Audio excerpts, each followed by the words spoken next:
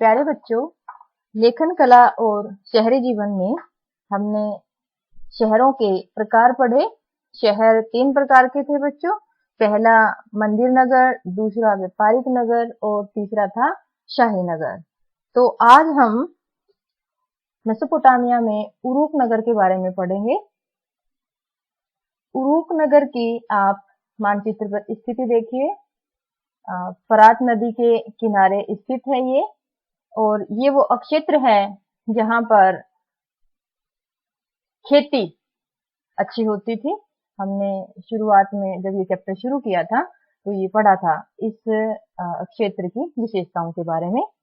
उरूक नगर शुरुआती समय में एक मंदिर नगर था बच्चों, और हमने पढ़ा था कि धीरे धीरे राजाओं के प्रभाव में जब वृद्धि होने लगी तो नई नई संस्थाएं अस्तित्व में आई, मंदिरों के आर्थिक क्रियाकलाप भी बढ़े, और अब शासकों ने साधारण लोगों से उत्कृष्ट पत्थर और धातुएं दूसरे देशों से लाने के लिए कहा, आदेश दिया। आपको ध्यान होगा कि मेसोपोटामियाई सभ्यता में खाद्य संसाधन तो भरपूर मात्रा में हैं, लेकिन खनिज संसाधनों का अभाव है। इसीलिए शासकों ने दूसरे देशों से पत्थरों और धातुओं के औजारों को लाने के लिए लोगों को आदेश दिया, और इस आदेश की पालना करते हुए लोगों ने पत्थर खोदने, धातु खनिज लाने, मिट्टी से ईंट बनाकर मंदिरों में लगाने और सुदूर देशों से मंदिर के लिए तरह तरह के सामान लाने में वो जुट गए। उरूक नगर लगभग 4200 ईसा पूर्व से 400 ईस्वी तक अस्तित्व में रहा, और लगभग 3000 ईस्वी पूर्व के आसपास उरूक नगर ने तकनीकी क्षेत्र में काफी प्रगति की। इसके क्या कारण थे? सबसे पहले उरूक नगर के विकसित होने के कारणों में सबसे पहले कांसे के औजार। मेसोपोटामिया सभ्यता में बच्चों, जो मेसोपोटामिया सभ्यता है वो कांस्य युगीन सभ्यता है, और कांसा जो है वो तांबा और टिन को मिलाकर बनता है। यानी ये कांसे का जो निर्माण करना है ये 2 धातुओं से मिलकर बनती है। अब मेसोपोटामिया में 3000 ईस्वी पूर्व के आसपास कांसे के औजारों का इस्तेमाल होने लगा। दूसरा, वास्तुविदों ने यानी भवन निर्माताओं ने अब ईंटों के स्तंभ बनाना सीख लिया, क्योंकि अच्छी लकड़ी न मिल पाने के कारण छतों के बोझ को संभालने के लिए मजबूत सहतीर नहीं बनाए जा सकते थे। आपको ध्यान होगा जब व्यापार किया था तो बताया गया है कि मेसोपोटामिया में लकड़ी भी अच्छी किस्म की नहीं होती, क्योंकि उनके जो मुख्य जो पौधे हैं वो खजूर और पॉपुलर हैं, और इनकी जो लकड़ी है वो नरम होती है। तो भवनों की छतों को टिकने के लिए सहतीर बनाना उस लकड़ी से संभव नहीं था। तीसरा है बच्चों, चिकनी मिट्टी के शंकु बनाना। लोगों ने शंकु बनाने और उन्हें आग में पकाना शुरू कर दिया। शंकु को भिन्न रंगों में रंगकर मंदिरों की दीवारों में लगाया जाता था। इससे दीवारों पर विभिन्न रंग निखर उठते थे। मूर्तिकला के क्षेत्र में भी मेसोपोटामिया ने अद्वितीय उन्नति प्राप्त की, और ये मूर्तियां जो है मुख्यतः आयातित पत्थरों से बनाई जाती थी। ये वारका शीर्ष एक स्त्री की फोटो है बच्चों, या चित्र है, और ये सफेद संगमरमर को तराश कर बनाई गई थी, और इसकी आंखों में रंगीन पत्थर जड़े हुए थे। अगला है बच्चों, कुम्हार के चाक का निर्माण, और ये प्रौद्योगिकी क्षेत्र में एक युगांतकारी परिवर्तन था। इससे एक ही कार्यशाला में बड़े पैमाने पर एक साथ कई बर्तन बनाए जा सकते थे। उरूक नगर के बाद हम पढ़ेंगे बच्चों मारी नगर। मारी नगर की स्थिति देखिए आप मैप पे। ये फरात नदी के दक्षिण में स्थित है। बिल्कुल।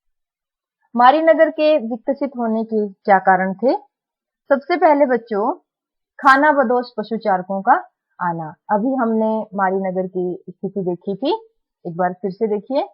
ये जो क्षेत्र है बच्चों, ये स्टेपी घास का मैदान है और स्टेपी घास के मैदान में पशुपालन मुख्यतः होता था। हालांकि कृषि भी थी, लेकिन यहाँ के लोगों का मुख्य व्यवसाय कृषि था।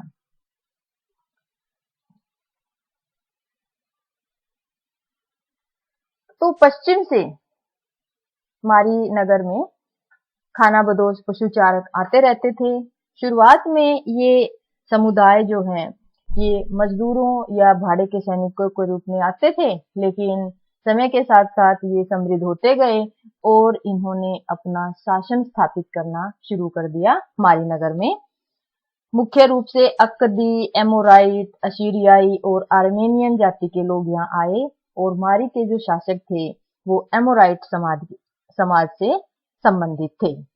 उन्होंने मेसोपोटामिया में देवी देवताओं को सम्मान देने के लिए स्टेपी क्षेत्र के जो देवता थे डैगन, उनका एक मंदिर भी बनवाया था। मारीनगर की स्थिति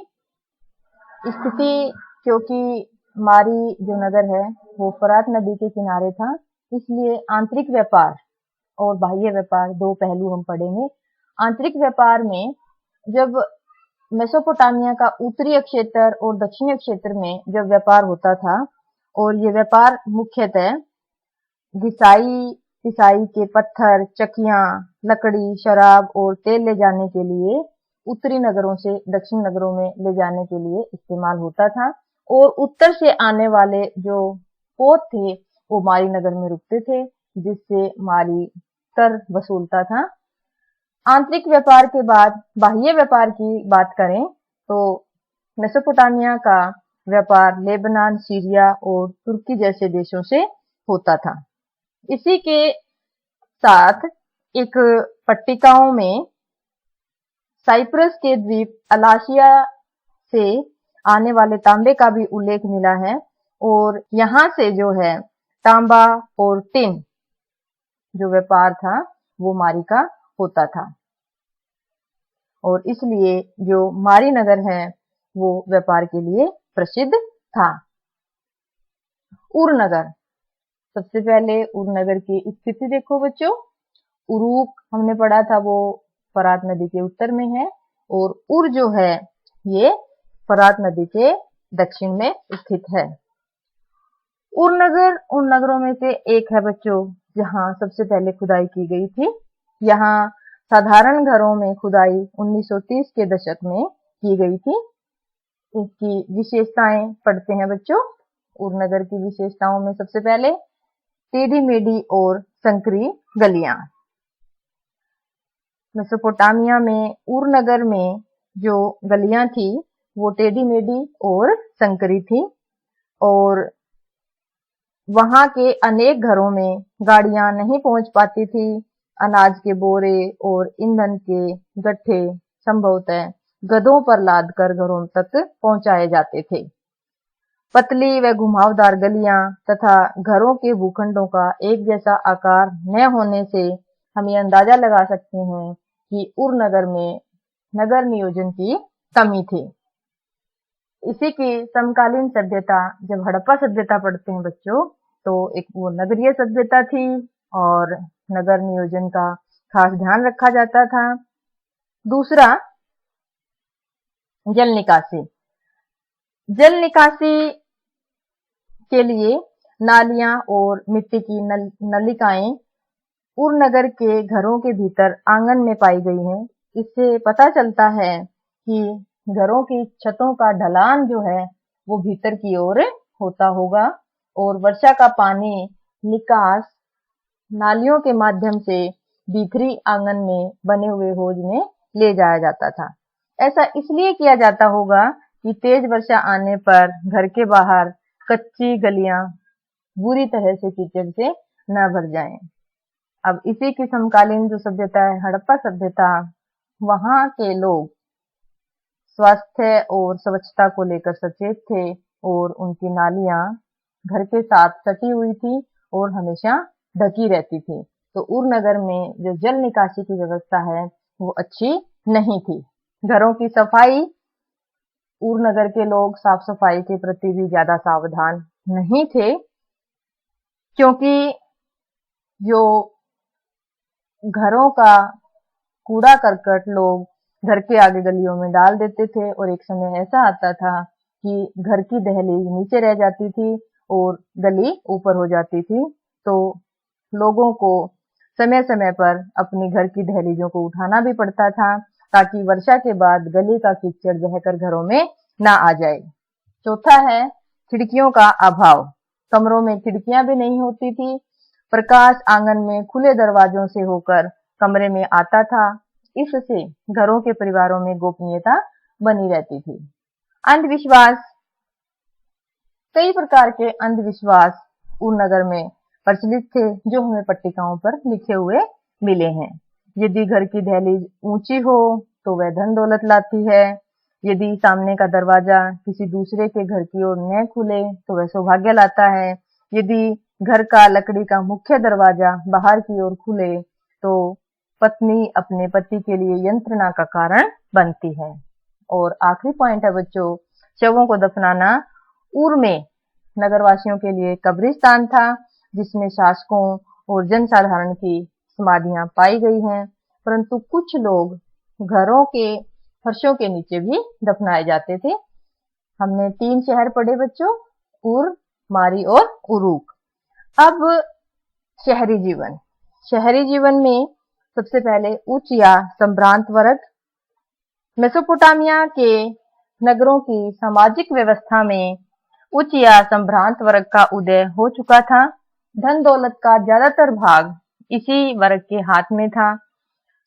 इस बात की पुष्टि इस तथ्य से होती है कि बहुमूल्य वस्तुएं उर में राजा रानियों की कुछ कब्रों और समाधियों में साथ दफनाई मिली हैं। इन वस्तुओं में आभूषण, सोने के पात्र, सफेद सीपियां, लाजवर जड़े हुए लकड़ी के वाद्य यंत्र, सोने के सजावटी खंजर इत्यादि शामिल है। दूसरा है बच्चों एकल परिवार। विवाह, उत्तराधिकार आदि मामलों से संबंधित कानूनी दस्तावेजों से हमें पता चला है कि मेसोपोटामिया में एकल समाज को आदर्श माना जाता था। फिर भी विवाहित पुत्र और उसका परिवार अपने माता पिता के साथ ही रहता था। पिता परिवार का मुखिया होता था। विवाह की प्रक्रिया, विवाह करने की इच्छा के बारे में घोषणा की जाती थी। वधू के माता पिता उसके लिए विवाह की सहमति देती थी, और विवाह की रस्म पूरी होने पर दोनों पक्ष जो हैं एक साथ बैठते थे। मुख्य जो विवाह की प्रक्रिया में बात है वो ये कि वधू को उसके पिता द्वारा उत्तराधिकार का हिस्सा दे दिया जाता था, परंतु पिता का घर, पशुधन, खेत उसके पुत्रों को ही मिलते थे। लेखन कला का विकास। भाषा व्यक्ति के अपने विचारों की अभिव्यक्ति है, जबकि लेखन या लिपि दृश्य, संकेतों या चिन्हों के रूप में प्रस्तुत की जाती है। मेसोपोटामिया में 3200 ईसा पूर्व की मिट्टी की पट्टिकाएं मिली हैं। उनमें जैसे चिन्ह और संख्याएं दी गई हैं, ऐसे उनमें चित्र मिले हैं। वहां बैलों, मछलियों और रोटियों आदि के लगभग इत्यादि के लगभग 5000 सूचियां मिली हैं। ये सूचियां संभवतः वहां के दक्षिणी शहर उरूक नगर के मंदिरों में आने वाली तथा वहां से बाहर जाने वाली चीजों के बारे में इसका ब्यौरा दिया गया है। दूसरा बच्चों, लेन देन का हिसाब रखना। लेखन कला की जरूरत शायद इसलिए पड़ी होगी कि लोगों को आपसी लेन देन और वस्तु विनिमय प्रणाली में लोगों को जरूरत पड़ी हिसाब किताब रखने की। और क्योंकि जो शहरी जीवन में लेन देन थे अलग अलग समय पे होते थे, लेन देन करने वाले लोग भी अलग अलग होते थे, और जो सौदा होता था वो भी कई प्रकार की चीजों का होता था, इसलिए हिसाब किताब रखना जरूरी हो गया था। और उसके लिए लेखन कला की जरूरत पड़ी और लेखन कला का विकास हुआ। सरकंडे की तीली से लिखना। मेसोपोटामिया के लोग अपना हिसाब किताब रखने के लिए मिट्टी की पट्टिकाओं पर लिखते थे। चिकनी मिट्टी को गूंथ कर उसे एक ऐसी पट्टी बना लेते थे बच्चों, जिस पर लिखना आसान होता है, और उसकी सतह को चिकना करके सरकंडे की तीली की तीखी नोक से उसकी नम चिकनी सतह पर कीलाकार चिन्ह लिखे जाते थे। और एक बार ये चिन्ह लिखने के बाद इन्हें धूप में सुखा देते थे बेटा। सूखने के बाद इन पट्टिकाओं पर कुछ और चीजें लिखना मुश्किल था, और इसी तरह से मेसोपोटामिया के लोग अपना हिसाब किताब रखते थे। 2700 से 2500 ईसा पूर्व में गिलगामेश के महाकाव्य 12 पट्टिकाओं पर लिखे हुए मिले हैं। ये पट्टिकाएं हैं बच्चों जिन पर चिन्ह लिखे मिले हैं। मेसोपोटामिया की विश्व को देन। काल गणना और गणित की विद्वता। 1800 ईसा पूर्व की पट्टिकाएं मिली हैं बच्चों, जिन पर गुणा और भाग की तालिकाएं मिली हैं। साथ में वर्ग तथा वर्गमूल और चक्रवर्ती ब्याज की भी तालिकाएं या सारणियां दी हुई हैं। उनमें जो 2 का वर्गमूल दिया हुआ है वो 2 के वर्गमूल के वास्तविक मान के थोड़ा सा ही भिन्न है।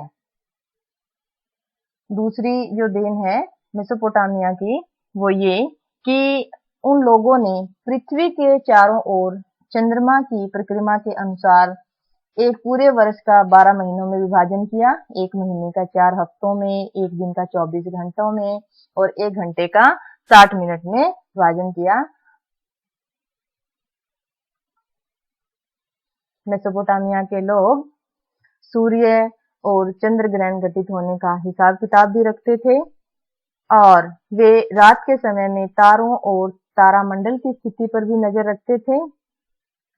उनके द्वारा जो समय है, दिए गए समय का विभाजन सिकंदर के उत्तराधिकारियों ने भी अपनाया, और बाद में वह वहां से रोम और इस्लाम की दुनिया को पहुंचा और फिर मध्ययुगीन रोम में पहुंचा।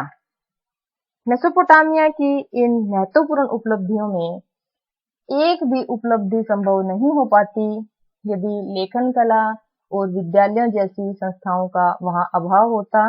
वहां विद्यार्थी पुरानी पत्रिकाओं को पढ़ते थे, उनकी नकल करते थे, और वहां साधारण छात्र लिखने वाले लेखाकार न बनकर प्रतिभा संपन्न व्यक्ति थे जो अपने पूर्वजों की बौद्धिक उपलब्धि को आगे बढ़ाने का काम करते थे। तो यह कहना सही होगा कि मेसोपोटामिया के शहरी लोग आधुनिक तौर तरीकों से परिचित थे।